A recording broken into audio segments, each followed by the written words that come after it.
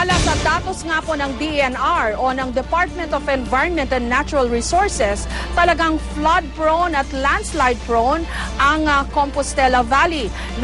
Nakadagdag din daw sa problema ang illegal logging at small-scale mining na hanggang ngayon ay nagpapatuloy pa rin sa probinsya. May report si Sandra Aguinaldo. Asa po ito bang tubig? Uy, katako sa tubig. Kailangan na dito.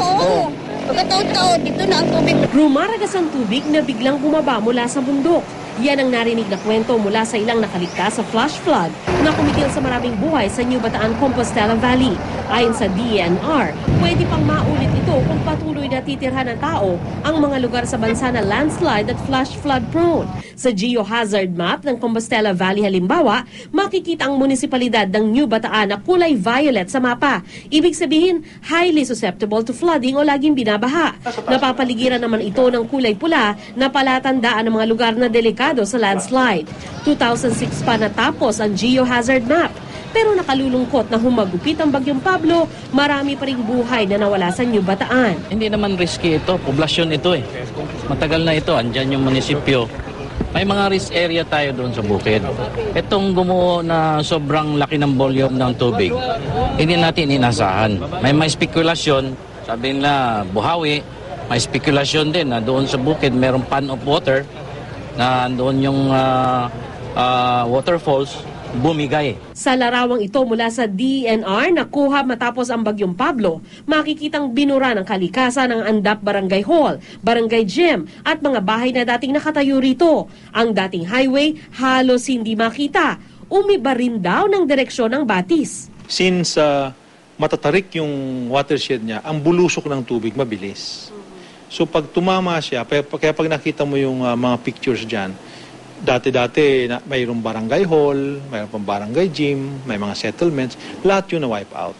Ayon sa DENR, sira na rin ang bundok sa Compostela Valley dahil sa illegal loggers. Patuloy daw kasi ang pagputol ng mga puno sa probinsya sa kabila ng total log ban na pinatupad ng pamahalaan noong February 2011. Bago ang log ban, makikita sa mapang ito ang mga tuldok na kulay pula na itinuturing na illegal logging hotspots. Ngayong may log ban, marami na ang nabawas. Pero ang Compostela Valley, markado ng pula dahil sa patuloy na illegal logging. Mayroon tayong 197 illegal logging hotspots sa buong Pilipinas. After the total logging ban, it's down to 31. Nasaan yung 31 na yon? 80% of that 31 remaining municipalities andun sa Caraga at nandoon sa Compostela in Region 11. Hindi na rin maganda ang kalagayan ng bundok sa Compostela Valley dahil sa dami ng small-scale mining. Sa buong Pilipinas, ang nire-regulate namin na mining is only 33 operation. Diyan sa lugar na yan, walang mining kaming inapprove sa lugar na yan. Wala, ni isa. Dahil iba na ang mundo ngayon, malaking tulong daw kung magiging alerto ang mga Pilipino para siguruhing ligtas ang kanilang pamilya kapag may bagyo. Ito na yung epekto ng climate change sa atin.